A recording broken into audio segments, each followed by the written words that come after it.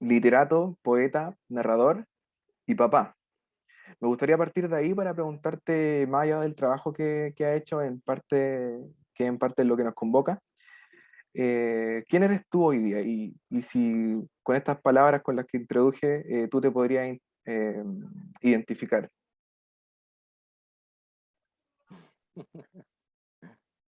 Bueno, una de las cosas hermosas que tiene la literatura, en general, digamos, la poesía, la narrativa, es que uno entre más escribe, eh, cada vez sabe menos de uno mismo, digamos.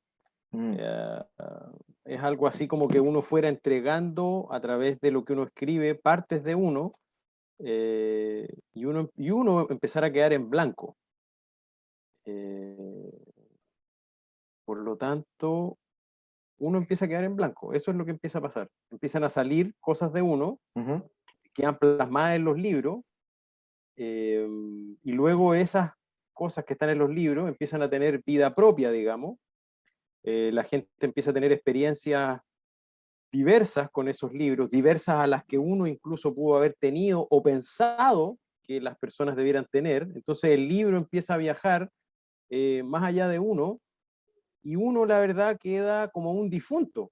O sea, el escritor de alguna manera muere en cada libro, y eso es lo interesante también, ¿cierto? Porque eh, es como el fruto que cae de un árbol, ¿cierto? Solo cuando el fruto cae y se desprende del árbol es que puede ser comido, puede ser saboreado, ¿cierto? Incluso uno puede apropiarlo. Uno cuando se come una fruta, uno la hace parte de uno. Lo mismo el libro.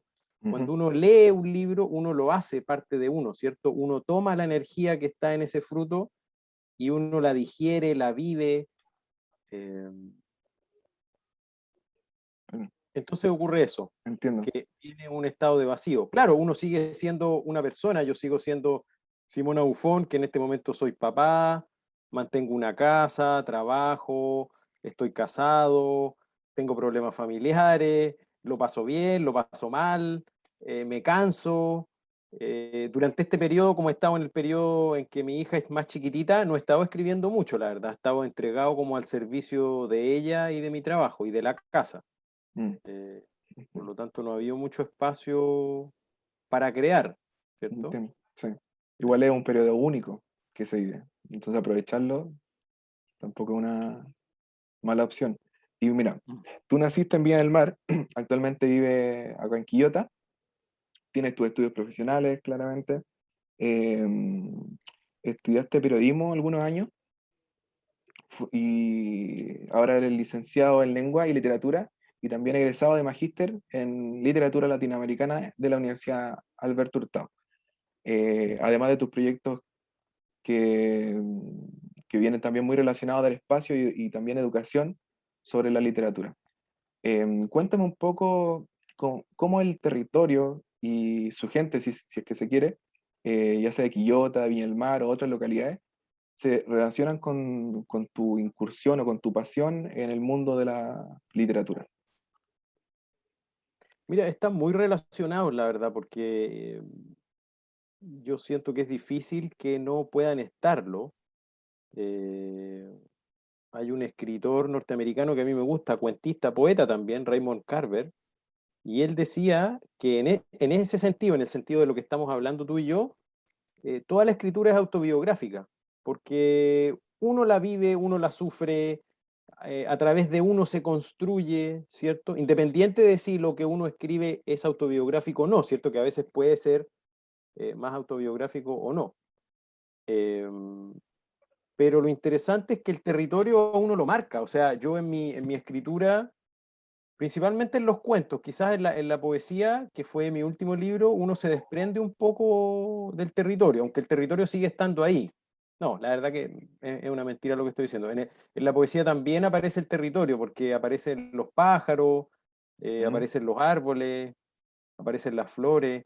Siempre está el territorio marcado. Es difícil que uno no esté marcado por el territorio, porque es donde uno vive, es donde uno nació, es donde uno ha tenido experiencia, Claro. es donde uno se ha enamorado.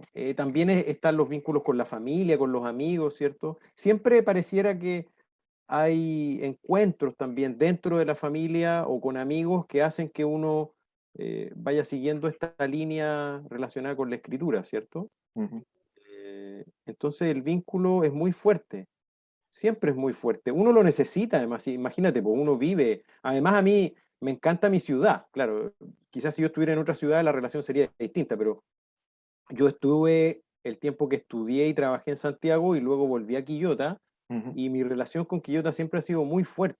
O sea, a mí me gusta mucho esta ciudad, la amo.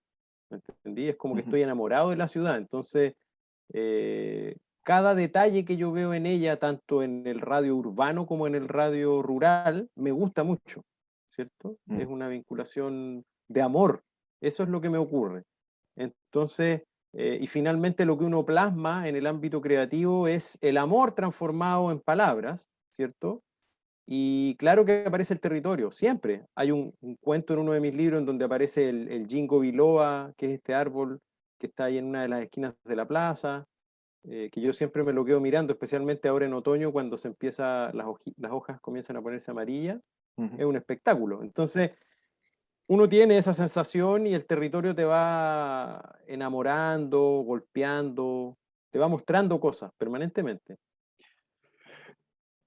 Bien, y precisamente por ahí, el territorio y también la anécdota y todo lo cotidiano que este te brinda, eh, al parecer nace ahí tu primera obra, ¿no? Escenas de la vida familiar, del 2016, en donde cuenta un poco estos relatos muy familiares también y muy cotidianos, eh, que podríamos decir, de alguna manera nosotros podríamos identificarnos con ellos. Cuéntame un poco acerca de él, de cómo fue el proceso en el que tú te inspiraste y cómo lo escribiste. Cuéntame un poco sobre ese libro. Mira, escenas de la vida familiar, claro, es mi primer libro, por lo tanto es como el libro, quizás el que más me costó, el que más me costó que saliera, digamos, al que uno le da más vueltas, pero Ujú, una vez que salió fue como que la sensación que yo tuve es como que se hubiera destapado la olla de la imaginación, ¿cierto? Es como que se abriera un cauce, algo que estaba ahí detenido se libera. ya. Y este libro comenzó a nacer, yo en una época en Santiago hice talleres literarios y después acá en Quillota también hice un tiempo. Y en esos talleres comenzaron a salir estos relatos vinculados con lo familiar, algunos más relacionados conmigo, otros con experiencias que yo veía, digamos, en la micro, en la calle, en fin. Eh, pero que confluía este asunto, ¿cierto? Confluía el tema de lo familiar, de la madre, del hijo, de los tíos, de los primos, de los abuelos, ¿cierto? Aparecía ahí las hermanas, las amigas, aparecía ese tema de manera recurrente. Y se fueron juntando estos relatos hasta que después de un buen rato de editarlos, darle vueltas, personas que lo leyeron y que me dieron comentarios y que me permitieron mejorar el libro, finalmente salió este libro. Y efectivamente ahí también hay cosas territoriales, o sea, incluso en algunos cuentos hay calles de Quillota, ¿cierto? Por las que yo he caminado millones de veces, por lo tanto, tengo la experiencia de la calle.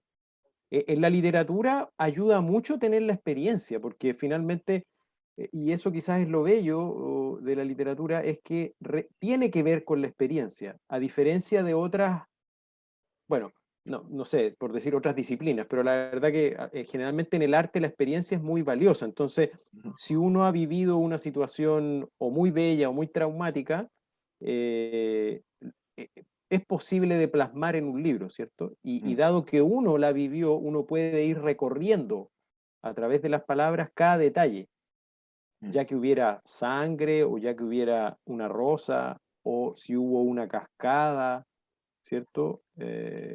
Yo he estado en lugares donde hay, ¿cómo se llama? Una vez me recuerdo, no sé por qué me vino el recuerdo, pero una vez ujú, estuve en un cerro en el sur y había una vertiente por la que bajaba un agua muy pura y además venía con sabor a hierbas, sabor a boldo y no recuerdo qué otra. Ese tipo de experiencia uno luego puede plasmarlas en un libro cuando uno las vivió en carne propia, ujú. ¿cierto? Es que hay una relación entre la sangre, la carne y el papel que a veces pareciera estar como más separada. a veces uno ve el libro y dice, ah, es un libro. Pero en el libro, como te digo, hay carne, hay sangre, hay mucha vivencia. Por eso es que también cuando uno lo lee como lector, a uno le ocurren cosas. Hay Ujú. gente que, y me incluyo, que después de alguna lectura de algún libro uno ha cambiado el rumbo de su vida. Entonces, eso es muy extraño, po. Pero es porque el libro está vivo de alguna manera. Las palabras te están esperando a que tú vayas a capturarlas, ¿cierto? O ellas te capturen a ti, digamos. Mm.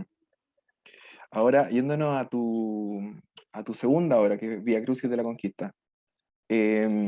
Aquí, por la descripción en la que pude leer acerca de este, es como una transición de de tu trabajo literario como cuentista, podríamos decirlo, a poeta. Eh, es una fusión bastante, no sé si decir extraña, pero muy distinta a comparación de las que tuviste al principio, que eran cuentos. Eh, ¿Cómo tú podrías describir este libro? ¿Qué sensaciones te dejó? Eh, Cuéntame un poco más o menos en qué consistió también el proceso de escribirlo. Mira, este libro efectivamente me permitió regresar a la poesía. O sea, mis orígenes en la Ujú, escritura están en la poesía. Eso fue lo primero que yo comencé a escribir, digamos. Lo de los cuentos es algo posterior, que viene cuando estudié literatura, ya cuando tenía, no sé, 25, 26 años, y entro como al mundo. Incluso cuando entré a literatura, ujú, al comienzo el tema era la poesía. Yo tenía un grupo de amigos y el tema era siempre la poesía. mm, Escribíamos poesía, hacíamos fanzines de poesía. eh, digamos, el tema siempre era la poesía. Y ya, siempre estábamos metidos en alguna cosa que estaba vinculada con la poesía.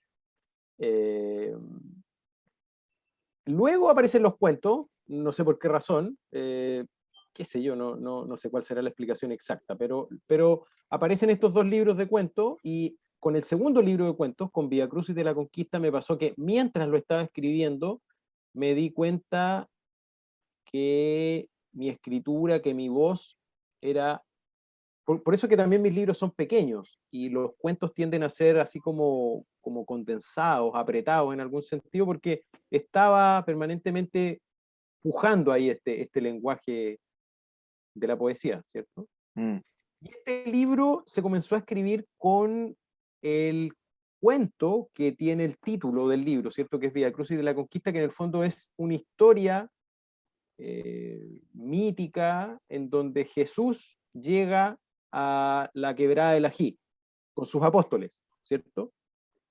Y se encuentran con las tribus que habían en esa época acá, ¿cierto?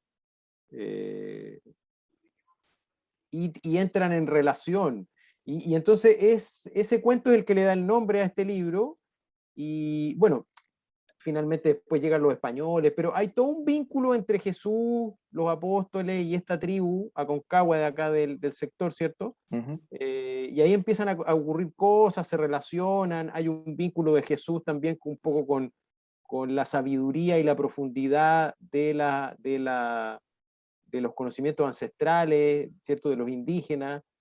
Eh, y también de alguna manera en este libro aparece de manera más claro la relación que yo tengo con el mundo místico o espiritual, digamos, ¿cierto? Que es una búsqueda por el encuentro con la belleza, con Dios. Hay tantos nombres para ponerle en el fondo, pero es una búsqueda por encontrarse con la fuente de la vida, ¿cierto? Por llegar a ella, por conocerla, ujú, eh, por ir más allá incluso de las palabras, ¿cierto? Porque finalmente en esta búsqueda uno va, se va encontrando con la fuente de las palabras, o para lo que las palabras son escritas, ¿cierto? Porque generalmente estamos acostumbrados que las obras en general artísticas están escritas para un público o para un cierto mercado, ujú, pero lo cierto es que a pesar de que es verdad que también van para allá, digamos, están escritas a la vida, ¿cierto? Es como,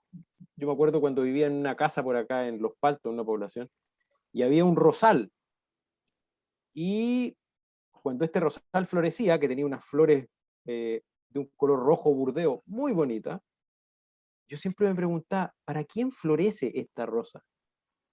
porque claramente no es para mí, solamente, digamos. O sea, claro, yo la riego, pero ¿para quién florece? Me preguntaba yo, ¿cierto? Mm. Entonces, hay algo ahí mayor, ¿cierto? La creación está conectada con la vida, con el creador, con aquella energía gigantesca que es la que permite que exista todo este universo. Mm. Y yo creo que la rosa principalmente se ofrece a él o a ella, como queramos indicarlo, ¿cierto? Mm. Entonces, este libro también yo comienzo a dejar aparecer este vínculo que yo también siempre he tenido desde pequeño con los mundos más sensibles, con la belleza, principalmente con la belleza, el vínculo con la naturaleza, Mm. y yo lo dejo ver en este libro, ¿cierto? Hay un cuento que a mí me gusta mucho en ese libro que se llama Diario de un pintor, que es la historia de un pintor que pinta retratos para vender en una galería, y este pintor comienza a soñar, ¿cierto? Y el cuento está escrito en formato de diario, entonces él día a día va contando, y va contando que empieza a tener unos sueños con algunas mujeres, y esto lo empieza a transformar a este pintor, eh, y lo hace acercarse a este mundo un poco más oculto, más invisible, que sin embargo siempre está acá, pero que está más invisible, y él se conecta con este espacio de los sueños y le ocurre una transformación dentro del cuento muy significativa, ¿cierto? Eh, entonces, Via Crucis de la Conquista es muy importante en ese sentido, es un testimonio de algo que yo he estado viviendo, eh, y también es este regreso, como tú comentabas, Joaquín, a la Mm. poesía. Claro. Y ese regreso ya se consolida efectivamente con la creación de Anhelo, que Anhelo y lo que tú me explicas también me hace mucho sentido con esa como eh, sensación tuya desde pequeño también, que has tenido de ver lo bello, de ver lo divino, de ver la naturaleza, de tratar de conectarse con ella también. Es como un anhelo, lo siento yo, al menos, corrígeme si es que me equivoco, obviamente, pero sí siento que hay una muy buena transición, por lo que tú me cuentas, de cómo el avance que había hecho, o no avance, sino que la incursión que habías tenido en los cuentos, luego vuelve al origen, como tú decías, a la fuente. Eh, Cuéntame un poquito de Anhelo, si lo consideras así como un cierre o como una continuación de lo que podría ser otro texto que tú tengas como la necesidad de crear, porque como tú decís, a veces esta obra no sabes por qué la hacen, pero hay una necesidad, al fin y al cabo. Una necesidad de la tripa, así íntegra, muy, muy natural propio. Cuéntame un poquito de Anhelo.